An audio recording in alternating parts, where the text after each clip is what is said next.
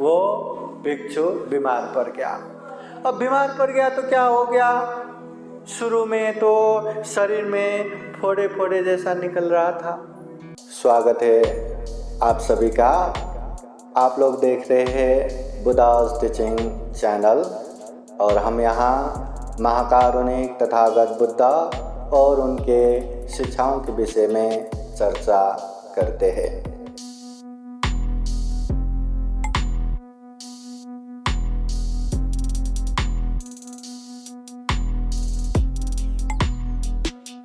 समन्ता चक्रवालेषु अत्र गच्छन्तु देवता सततं मुनिराजस्य शृण्वन्तु सद्गमोक्षदं धम्मश्रवणकालो अयं वदन्ता धम्मश्रवणकालो अयं वदन्ता धम्मश्रवणकालो अयं वदन्ता। नमो तस्सै भगवतो अरहतो सम्मा सम्बुद्दस्सै। नमो तस्सै भगवतो अरहतो सम्मा सम्बुद्दस्सै। नमो तस्सै भगवतो अरहतो सम्मा सम्बुद्दस्सै। अचिरं वतयं कायो पृथिवीं अधिशेषति क्षुद्रोऽपेतविज्ञानो निरर्थं वो कलिंगरं। महाकारुणिक तथागत भगवान बुद्ध को त्रिवार वंदना। महाकारुणिक तथागत बुद्ध द्वारा देशित सुआख्यात धम्म को त्रिवार वंदना। महाकारुणिक तथागत बुद्ध के आर्य श्रावक संघ को त्रिवार वंदना। परम पूजनीय बोधिसत्व डॉक्टर बाबा साहब अम्बेडकर आज के विशेष धम्मदेशना कार्यक्रम में उपस्थित धम्मसागर बुद्ध विहार के संपूर्ण श्रद्धा संपन्न बुद्धि संपन्न उपासक उपासिकाएं, महाकारुणिक तथागत बुद्ध कहते हैं अचिरं वतयं कायो, ये शरीर देखो जो चिरकाल समय न बीतते ही या जल्दी ही पृथिवीं अधिशेषति चेतना रहित होके यही पृथ्वी में पड़ा रहता है, यही जमीन पे गिरा रहता है। क्षुद्रो अपेत विज्ञानो निरर्थं वो कलिंगरं, कि बिना कोई विज्ञान के बिना कोई चित्त के ऐसे ही जैसे कोई लकड़ी या कोई काठ के टुकड़े वैसे जमीन पे पड़ा रहता है, वैसे ही हमारा शरीर भी पड़ा रहने वाले है। ज़्यादा समय नहीं लगता, ज़्यादा समय न बीतते ही ये शरीर भी विज्ञान रहित होके मतलब चेतना रहित होके मतलब मरने के बाद यही जमीन पे पड़ा रहता है, काठ के टुकड़े जैसा, एक लकड़ी जैसा। जिस तरह कोई मसान में कोई लाश को जलाते हैं तो अनेक अनेक वहाँ लकड़ियाँ रखते हैं और जलाते हैं। जब लाश जलना हो जाएगा तो लकड़ी बुझा देते हैं, वो टुकड़ा टुकड़ा वैसे ही वहाँ पड़ा रहता है। तो वो मसान में बाकी रह गए वो काठ के टुकड़े कोई काम में आता है क्या? क्या उसको घर में चूल्हे जलाने के लिए लेके जाते हैं या कोई दूसरे काम के लिए लेके जाते हैं? नहीं। वैसे ही एक दिन हमारा शरीर मरने के बाद विज्ञान रहित होने के बाद, चेतना रहित होने के बाद वैसे ही बिना काम का जमीन में पड़ा रहेगा। फिर अपने लोग भी, अपने प्रिय लोग भी, अरे ये लाश को जल्दी ठिकाना लगाओ, जलाना है जल्दी जलाओ, गाड़ना है जल्दी गाड़ो, मसान में फेंकना है जल्दी फेंको, जो जो करना है जल्दी करो जल्दी करो जल्दी करो। अब कुछ काम का नहीं, मर गया ना, विज्ञान रहित हो गया ना, चेतना रहित हो गया ना, जल्दी से जल्दी उसको ठिकाने लगाओ। एक दिन ये शरीर वैसा ही होने वाले है। तथागत बुद्ध कहते हैं ये शरीर के लिए ज़्यादा घमंड मत रखो, ये शरीर के लिए ज़्यादा अभिमान मत करो। कितना भी आपके धन संपत्ति आपके पास रहने दो, कितना भी परिवार रहने दो, कितना भी खुद सुंदर रहने दो, बलवान रहने दो, निरोगी रहने दो, अंततः होना वही है। एक दिन मर जाएगा, जमीन में पड़ा रहेगा, जो किसी के काम के नहीं। तो महाकारुणिक तथागत बुद्ध श्रावस्ती के जेतवन बुद्ध विहार में रहते समय ये उपदेश भिक्षुओं को देते हैं। और ये उपदेश विशेषतः ये पुतिगत तिस्सा थेरो के कारण ये उपदेश देते हैं। ये चित्त वग में ये धम्मपद गाथा आता है। और तथागत बुद्ध श्रावस्ती के जेतवन बुद्ध विहार में रहते समय पुतिगत तिस्सा स्थावीर के विषय में ये उपदेश देते हैं। अभी ये कहानी इस तरह से है कि श्रावस्ती में तथागत बुद्ध के उपदेश सुन के एक उपासक खूब श्रद्धा रखते हुए वो भिक्षु बन गया। अभी तथागत बुद्ध के उपदेश सुनने के बाद अरे जीवन दुख ही दुख से भर पड़ा है, क्या ये परिवार में या समाज में रह के धन संपत्ति के साथ मौज मजा करूं, इससे अच्छा तो दुख मुक्ति के मार्ग पे चलते हैं, बुद्ध के अनुयायी बनते हैं करके भिक्षु भिक्षुनी बनने वाले कितने कितने रहते हैं। उनमें से एक उपासक खूब श्रद्धा के साथ वो भी भिक्षु बन गया। भिक्षु बन के श्रावस्ती के जेतवन बुद्ध विहार में रह रहे थे, जो करना है कर रहे थे, मगर भिक्षु बन के ज़्यादा समय न बीते ही अचानक से वो बीमार पड़ गया। वो भिक्षु बीमार पड़ गया। अब बीमार पड़ गया तो क्या हो गया, शुरू में तो शरीर में फोड़े फोड़े जैसा निकल रहा था, बीमारी से फोड़े फोड़े जैसा निकल रहा था। वो फोड़े छोटा सा, वो अभी थोड़ा बड़ा हो गया, और बड़ा हो गया, और बड़ा हो गया, और ज़्यादा बड़ा हो गया, और बड़ा होके उसमें से पीप, उसमें से गंदगी ऐसे बहने लगे। कितना दवा किया, कितने वैद्य दिखाए, वो ठीक ही नहीं हुआ, ठीक ही नहीं हुआ। वो फोड़े टुकड़े टुकड़े होके, फोड़े से अनेक पीप निकल के अब ये जो चमड़ी है ना वो भी टुकड़े टुकड़े होने लगा। बीमारी से कितना पीड़ा होगा, कितना दर्द होगा। हाँ, वो निकलते फिर बाद में तो ऐसे भी हालत हो गया कि अभी ये चमड़ी नहीं, चमड़ी के अंदर के हड्डी तक चूर्ण चूर्ण होने लगा, वो भी टुकड़े टुकड़े होने लगा। कितना दर्द होगा।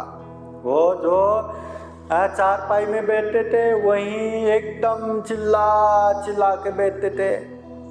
हाँ, इतना दर्द होगा, इतना चिल्ला के बैठते। अभी वैद्य ने जितना मतलब दवा करना था कर दिया, हुआ ही नहीं, तो हड्डी हड्डी टुकड़े टुकड़े होने के बाद दवा करना भी छोड़ दिया। अभी इतना गंदगी बह रहा है पूरे शरीर में, एक जगह नहीं, पूरे शरीर में गंदगी बह रहा है। चमड़ी भी टुकड़े टुकड़े हो गया, चमड़ी के अंदर के हड्डी हड्डी भी टुकड़े टुकड़े हो गया, इतना गंदगी। तो उसके नज़दीक के भिक्षुओं ने भी अब देखना छोड़ दिया, क्योंकि इतना गंदगी।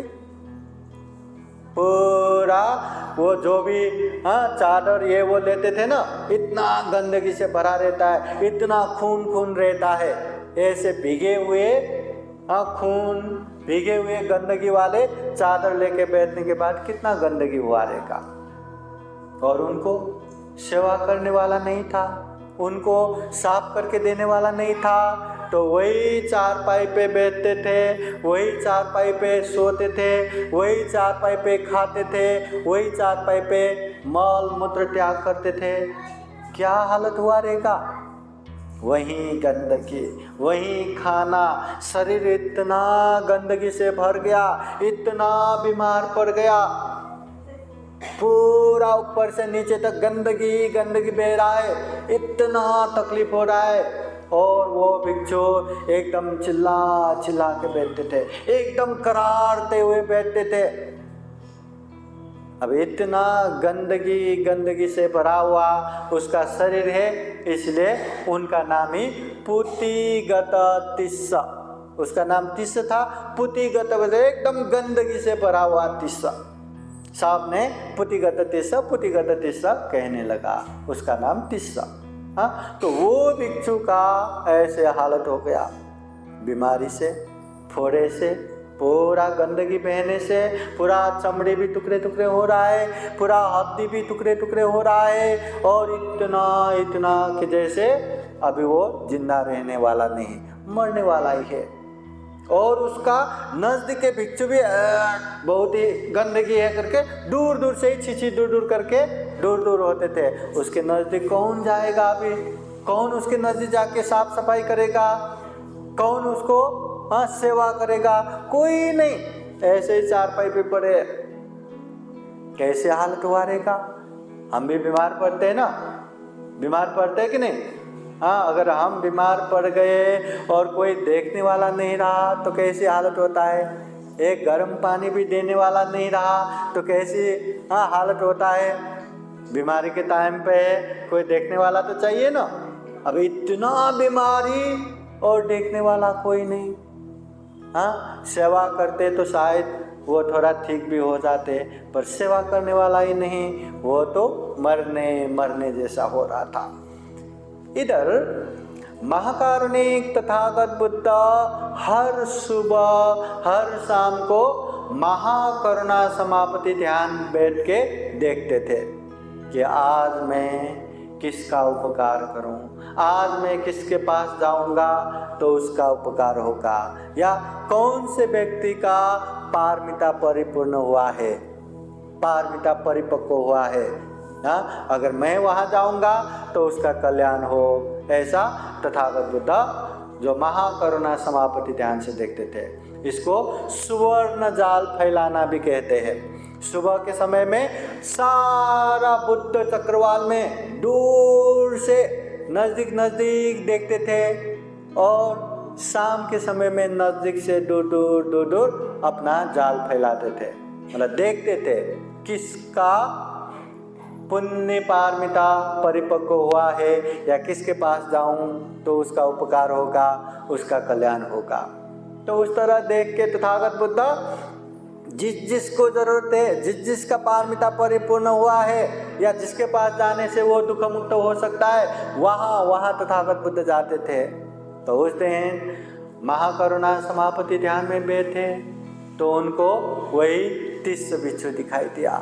वो तिस्स भिक्षु जो बीमारी की वजह से इतने नरक में बैठने जैसा हो रहा है, उसका सेवा करने वाला नहीं है, उसका साथ देने वाला कोई नहीं है, इतने गंदगी गंदगी बह रहा है, खून खून बह रहा है, और उसमें भी हड्डी चूर्ण होने से, ये चमड़ी चूर्ण होने से कितना पीड़ा होगा, कितना दर्द होगा, और इतना नारकीय जीवन बिता रहे। तो तथागत बुद्ध ने उनको देख लिया। तो तथागत बुद्ध सुबह सुबह पात्र चिबर लिए और जहाँ तिस्स भिक्षु रहता था उस तरफ जाने लगे, और वहाँ जाके तथागत बुद्ध स्वयं एक बर्तन लेके उसमें पानी गर्म करने लगे। जैसे थोड़ा गर्म हो गया, वो जो बीमार भिक्षु है वो बीमार भिक्षु को लेने के लिए गए। अभी स्वयं तथागत बुद्ध वहां आ गए तो बाकी भिक्षु लोग कैसे ऐसे रह पाते? देख लिया ना, तो सारे भिक्षुओं ने देख लिया कि तथागत बुद्ध वहां आए हैं, ऐसा गर्म पानी कर रहे हैं, वो 30 भिक्षु को देखने आए हैं। तब क्या था, वहां बाकी भिक्षु लोग आके भगवान रहने दो, हम करते हैं। सब ने, किसी ने पानी गर्म करके लाया, किसी ने वो चारपाई को धूप में रख दिया, किसी ने वो भंते जी का जो चीबर है वो धोने के लिए लेके गया, किसी ने संगाती धोने को डाल दिया, किसी ने चादर धोने को डाल दिया, गर्म पानी में हल्का हल्का धो के सुखा दिया। और वो भिक्षु को भी एक नरम कपड़ा लेके पानी, गर्म पानी में डुबो के ऊपर से नीचे तक साफ कर दिया। सारा साफ करने के बाद धूप में थोड़ी देर रखा, कपड़ा सूख गया, उसको कपड़े ये चीबर भी अच्छे से लगाने दिया, चीबर उत्तरासन अच्छे से लगा दिया और अच्छे से उनको रख दिया। तो ऐसा रखा तो कितने समय से नरक में बैठने जैसा हो रहा था, कितने समय से वही गंदगी में बैठ रहा था, चिल्ला ही रहा था, कोई देखने वाला नहीं था, कोई सुनने वाला नहीं था। आज स्वयं तथागत बुद्ध उनके लिए आए, सारे भिक्षु लोग उसकी सेवा के लिए आए और ये सारा गंदगी निकलने के बाद, मतलब ये थोड़ा साफ सफाई होने के बाद उनको भी हल्कापन महसूस हो गया, बहुत ही आराम हो गया और मन एकाग्र होके तथागत बुद्ध को सुनने लगा। उस समय तथागत बुद्ध उनको नजदीक जाके उपदेश देते हैं, हे तिस्सा, तुम अपने शरीर को देखो, पहले तुम्हारा शरीर कैसा था और अभी कैसा हो गया, देखो तुम्हारे शरीर, ज्यादा समय न बीतते ही ये शरीर जमीन में फेंके हुए, पृथ्वी में फेंके हुए काट की तरह ये शरीर भी पड़ा रहेगा। तो तथागत बुद्ध के ये उपदेश सुनने के बाद वो भिक्षु ने खूब ध्यान से सोचने लगा, अरे हाँ सही बात है, मैं पहले कितना बलवान था, मैं पहले कितना सुंदर था, मैं पहले कितना अच्छा था, मगर जब से बीमार पड़ गया मेरा शरीर का क्या हालत हो गया, मेरा शरीर का क्या दुर्दशा हो गया। ये शरीर में इतना पीड़ा, इतना दुख, इतना बीमारी, इतना घिनौना, ये क्या हो गया। मेरा पहले का शरीर कितना अच्छा था, अभी कितना गंदा है, पहले कितना मैं निरोगी था, अभी इतना बीमार है, कभी पहले कितना सुख शांति था, अभी इतना पीड़ा दुख। ओहो ये शरीर, ओहो ये शरीर।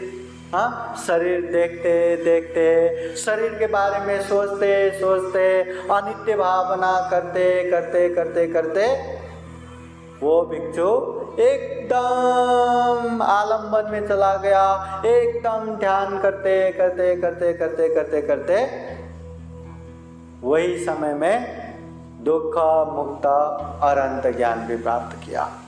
दुख मुक्त अनंत भी हो गया और परिनिवृत्ति भी प्राप्त हो गया, परिनिर्वाण भी प्राप्त हो गया, मर भी गए।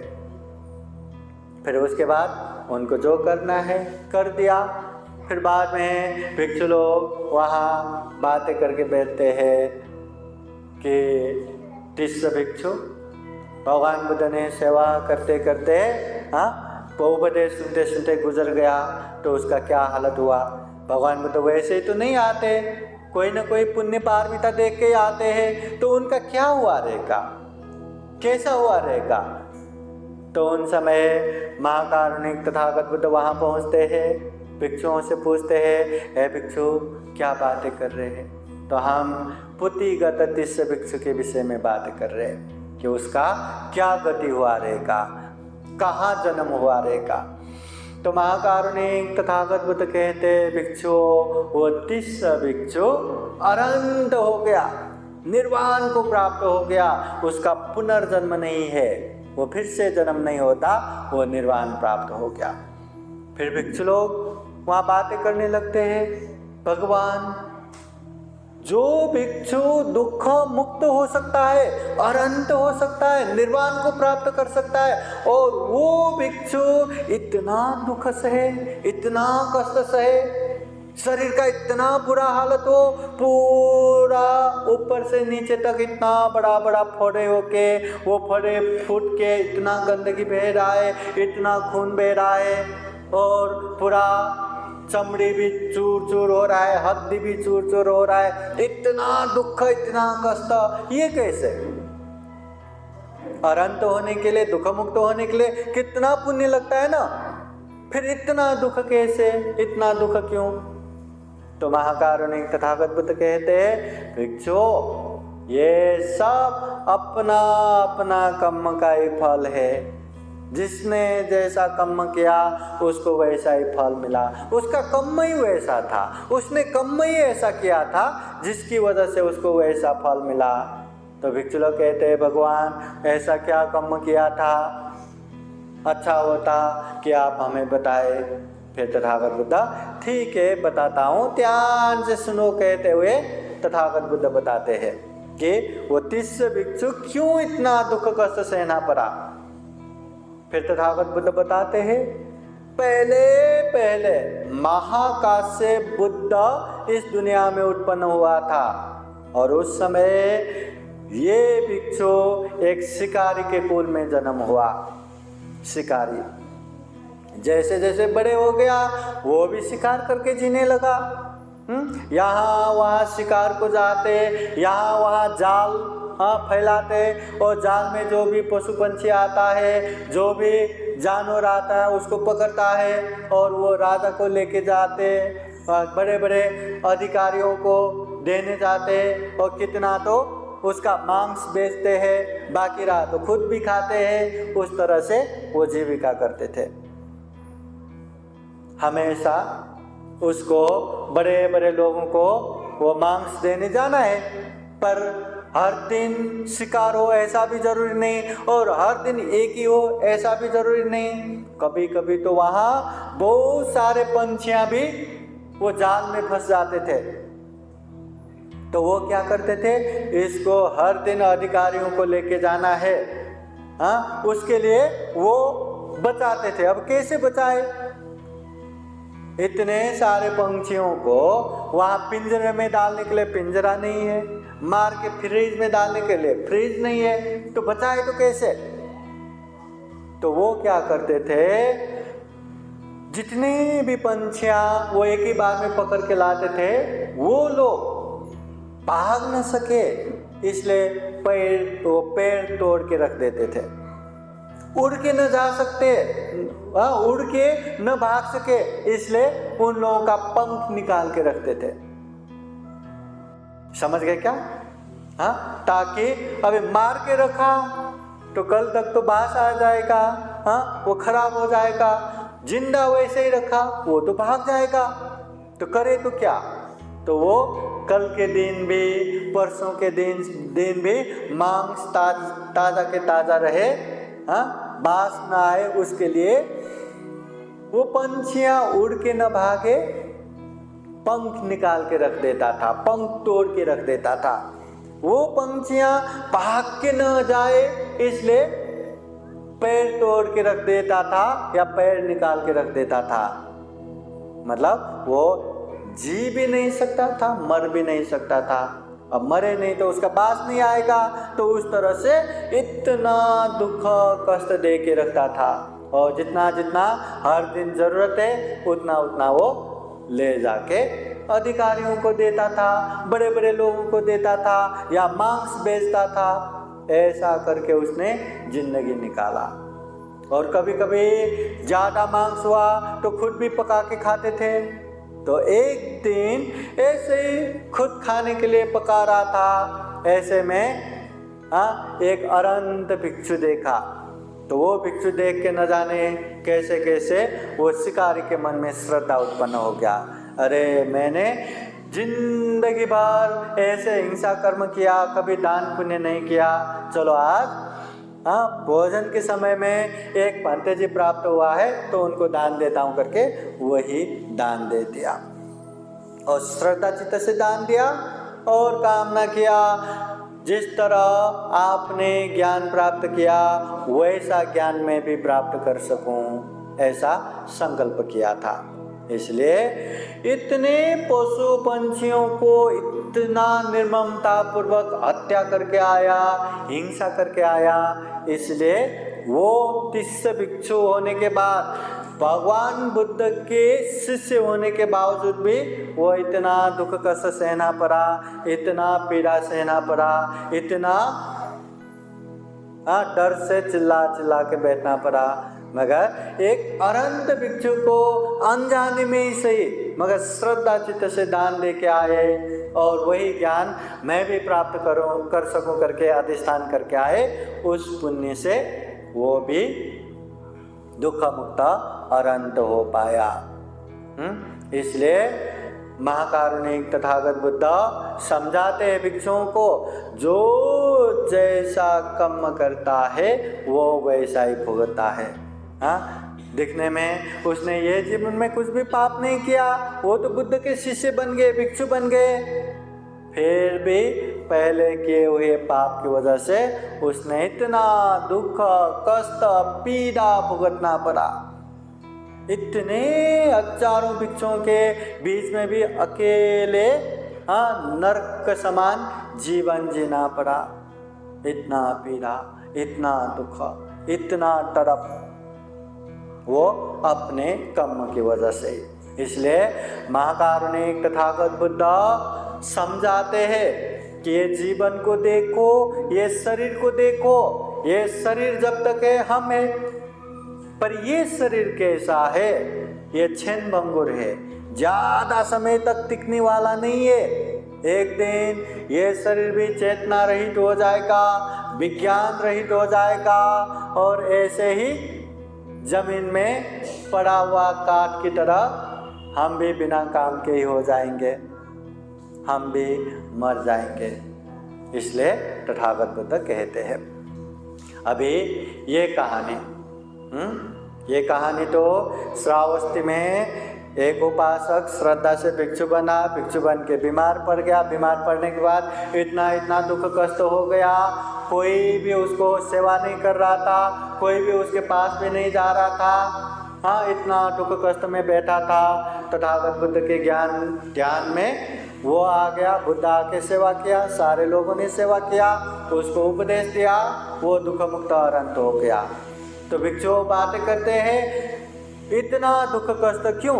तो पहले समय में उसने इतने पशु पंछियों को निर्ममता पूर्वक हत्या करके आए, हिंसा करके आए, उसी के पाप से उसको इतना दुख कष्ट सहना पड़ा। और उसने श्रद्धा चित्त से दान दे के आए, इसलिए वो दुख मुक्त हुआ। ये तथागत बुद्ध बताते हैं। ये छोटा सा कहानी है।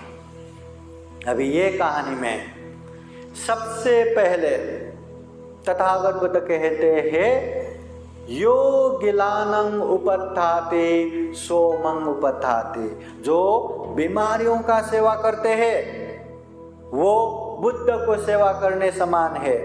तथागत बुद्ध बताते हैं, बीमारियों को जो सेवा करते हैं ना, वो बुद्ध को सेवा करने समान का पुण्य प्राप्त करते हैं। इसलिए जो बूढ़े, जो बीमार ऐसा व्यक्ति देखे तो हमेशा सेवा करना चाहिए, घृणा नहीं करना, छीछी दूर नहीं करना। जो भी बनता है, जो भी कर सकता है, वो सेवा करना चाहिए। बुद्ध को सेवा करना पसंद है ना, बुद्ध को सेवा करने बराबर का पुण्य प्राप्त करना है ना, तो हमें बीमारियों का सेवा करना है, ये तथागत बुद्ध बताते हैं। और दूसरा, अगर कोई व्यक्ति कोई भी किसी भी तरह का कर्म करता है तो वो कर्म का फल खुद को ही भुगतना रहता है। कोई किसी का कर्म का फल बांट के नहीं ले सकता। हमने अच्छा किया तो अच्छा फल हमें ही मिलेगा, हमने बुरा किया तो बुरा फल भी हमें ही मिलेगा।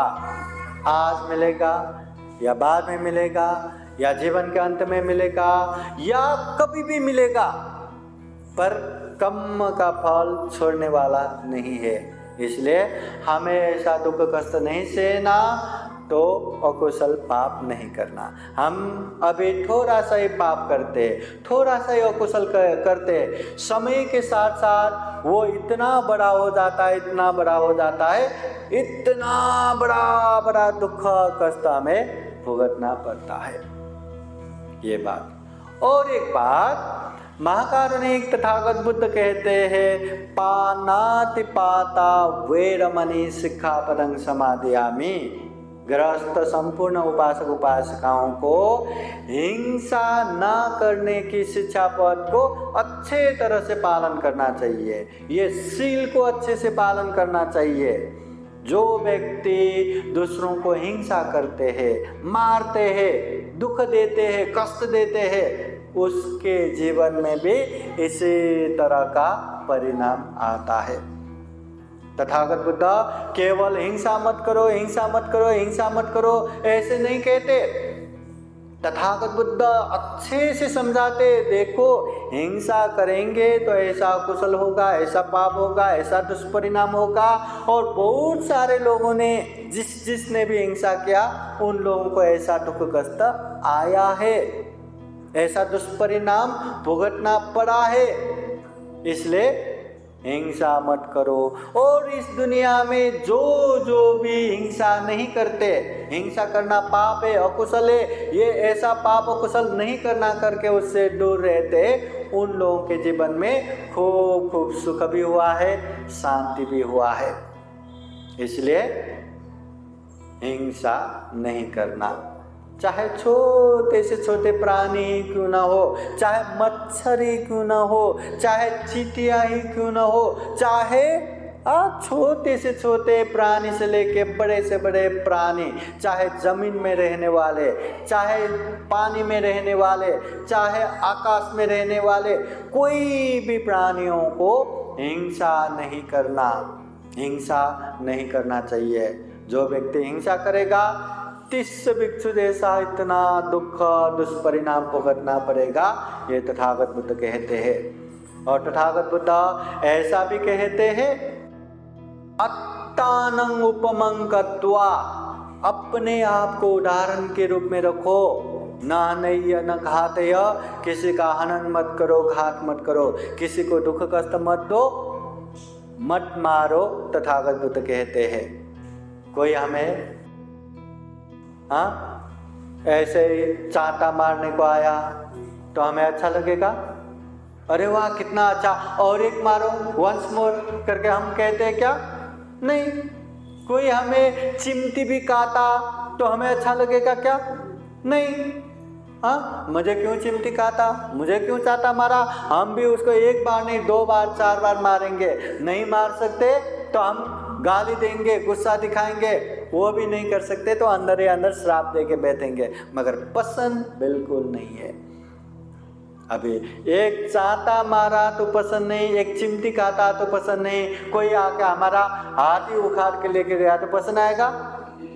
कोई आके हमारा पैर ही उखाड़ के लेके गया तो पसंद आएगा? कोई हमारा मुंडी अलग करके मार दिया तो पसंद आएगा? बिल्कुल पसंद नहीं आएगा। तो तथागत बुद्ध यही कहते हैं, अपने आप को उदाहरण के रूप में रखो। कोई हमें थोड़ा भी हिंसा किया, थोड़ा भी मारने को आया तो हमें पसंद नहीं आते। दूसरों को मारेंगे तो दूसरों को भी पसंद नहीं आएगा। हमें कोई आके जान से मारने को आए तो हमें पसंद नहीं आता। हम किसी को जान से मारेंगे तो उन लोगों को भी पसंद नहीं आएगा। ये प्रकृति का नियम है। हम किसी को बुरा भला बोलेंगे तो हमें भी बुरा भला बोलने वाला वहाँ कोई ना कोई आएगा ही। हम किसी को हाथ पैर डालेंगे, मारेंगे तो हमें भी मारने वाला कोई ना कोई वहाँ आएगा ही। हम किसी को शस्त्र अस्त्र हथियार से मारेंगे तो हमें भी मारने वाला वहाँ कोई ना कोई आएगा ही। अगर हम किसी को जान से मारेंगे तो हमें भी जान से मारने वाला वहाँ कोई ना कोई आएगा ही। इसलिए अगर हमें सुखपूर्वक शांतिपूर्वक बिना भय त्रास आराम से जीना है तो हमें हिंसा नहीं करना चाहिए। हमें प्राणी हिंसा नहीं करना। प्राणी हिंसा नहीं करना बोले तो अपने आप को बचाना भी है। हम किसी को मारेंगे, हमें भी मारेगा ना, तो हम किसी को नहीं मार रहे तो हम भी बच रहे। और जितना हम मैत्री करुणा रखेंगे, जितना हिंसा से दूर रहेंगे, उतना जीवन खूब सुखमय शांतमय होगा। इसलिए उपासक उपासिकाएं ध्यान रखिए, जब भी छोटे से छोटे प्राणी क्यों ना हो या मच्छर को भी मारने के लिए हाथ क्यों ना उठे, याद रखना ये 30 बिच्छू की कहानी। जब भी चींटियों को भी ये किचन में ये कोई भी मीठी चीज हुआ तो आते रहते, तो ऐसे चींटियों को मारने से पहले भी ध्यान रखना ये 30 बिच्छू की कहानी। अगर हम किसी को मारेंगे तो वो अकुशल हो जाता है, वो हिंसा हो जाता है, वो पाप हो जाता है, और पाप का दुष्परिणाम हमें भुगतना ही पड़ेगा। इसलिए हमेशा कभी भी हिंसा करना चाहा या कभी भी हिंसा करने का मौका मिला या माहौल बना तो ये 30 भिक्षु की कहानी याद करो और उससे दूर रहो। तो हम यही कामना करेंगे, हम भी जीवन में ऐसे अकुशल पाप से खूब दूर हो सके, पुण्य कार्य धर्म कार्य में निरंतर आगे बढ़ सके, और जीवन में खूब सारा पुण्य धर्म करते करते ये दुर्लभ या अमूल्य ये सर्वश्रेष्ठ मनुष्य जीवन को सफल बना सके, सार्थक बना सके, अंत में जन्म जरा व्याधि मरण से मुक्ता निर्वाण तक प्राप्त कर सके, ऐसी कामना करते हुए आज का ये धम्म देशना यहीं समापन करते हैं। सबका मंगल हो, सबका कल्याण हो, भवतु सबका मंगलम। साधु साधु साधु। बुद्धं नमामि, बुद्ध को नमन करता हूँ। धम्मं नमामि, धम्म को नमन करता हूँ। संघं नमामि, संघ को नमन करता हूँ।